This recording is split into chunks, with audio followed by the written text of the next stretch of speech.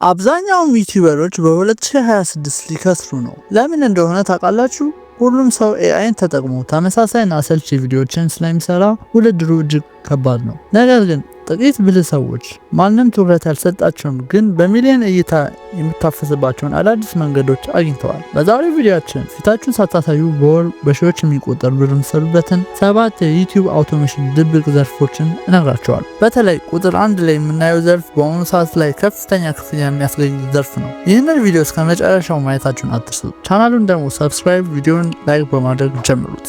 7ኛ ላይ ያስቀምጥኩላችሁ የድመት ቪዲዮ ኦር ካት ቪዲዮስ ነው። እነዚህ ዩቲዩበሮች በጣም አዝናኝና ስሜትን የሚያረኩ ምርጥ የድመት ጊዜያትን መርጠው ለእናንተ ለተመልካቾች ያቀርባል። ለምሳሌ ያክል ፐርፌክት ሾርትስ የተባለው ቻናል ከ273,000 በላይ ሰብስክራይበር እና ከ200 ሚሊዮን በላይ ተመልካቾች አሉት። የሚያስገርመው ነገር ደግሞ የሚለቁት እያንዳንዱ ቪዲዮ ከ1 ሚሊዮን በላይ እይታ ቪው አለው። የአሰራሩ ሂደትም እጅግ ቀላል ነው። ከሬዲት፣ ኢንስታግራም ወይም ቲክቶክ ላይ ቫይራል የሆኑ የድመት ክሊፖችን ይፈልጋሉ። ከዛም ወደ ካፕከት ሄደው ቪዲዮን ኤዲት አድርገው ዩቲዩብ ላይ ፖስት ያደርጋሉ። 6ኛው ዘርፍ ደግሞ የራንኪንግ ቪዲዮስ ነው። ይህ አቀራረብ በቅርቡ ገበያውን እየሰበረ ይገኛል። እኛ ሀገር ላይ ደግሞ እጅግ በጣም ብዙ ማውቃቸው ልጆች ይህንን ኮንተንት እየሰሩ ብዙ $1000 እየሰሩ ይገኛሉ። እንደ ካንዶ እና ኮሜዲ ቮልት የሚባሉ የዩቲዩብ ቻናሎች በቀላሉ በዚህ ፎርማት አስገራሚ እይታዎችን እያገኙ ይገኛሉ። ለምሳሌ ያክል ምርጥ የመውደቅ ቅጽበቶችን ኦር ደግሞ ራንኪንግ ቤስቲንግ ፎሎዊንግ ሞመንትስ ደረጃ ማውጣት ትችላላችሁ። 5ኛ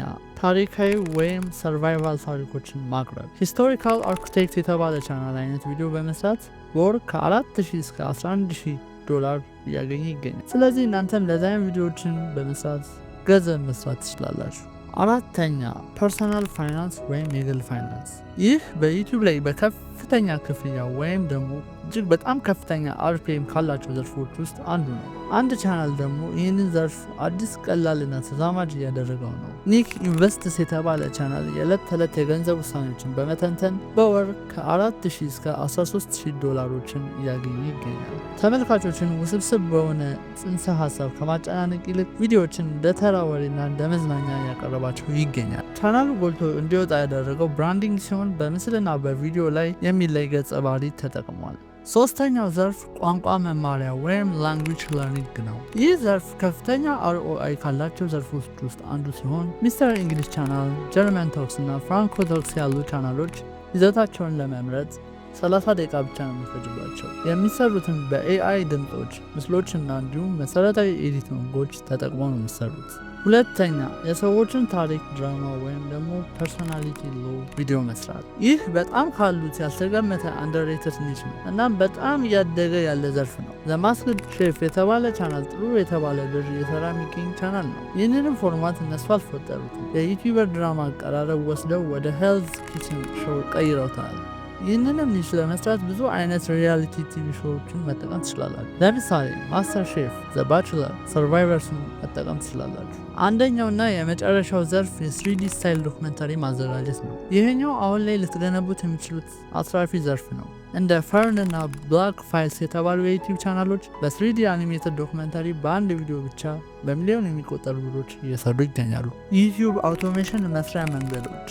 ቮይስ ኦቨርን ለመስራት 11 ላትስን መጠቀም እንችላለን። ስክሪፕት ጀነሬት ለማድረግ ቻትጂፒቲ እና ጀሚናይ ኤአይን መጠቀም እንችላለን። ፒክቸር ጀነሬት ለማድረግ ደግሞ ጉግል ኢሜጅ እና ናኖ ባናናን መጠቀም እንችላለን። ቪዲዮ ጀነሬት ለማድረግ ካሰባችሁ ደግሞ ኬሊንግ ኤአይ እና ኢንቪዲዮ ኤአይን መጠቀም እንችላለን። በጣም ብዙ አይነት አማራጮች አሉ። እኔ ሰጀስት ያደረኳችሁን እነሱን ተጠቅማችሁ በቀላሉ በዩቲዩብ አውቶሜሽን ብር የሚሰራ ቪዲዮ መስራት ትችላላችሁ ማለት ነው። የዛሬ ቪዲዮ ይህንን ይመስል ነበር። በቀጣይ ቪዲዮ እስከምንገናኝ መልካም ጊዜ ይሆንላችሁ።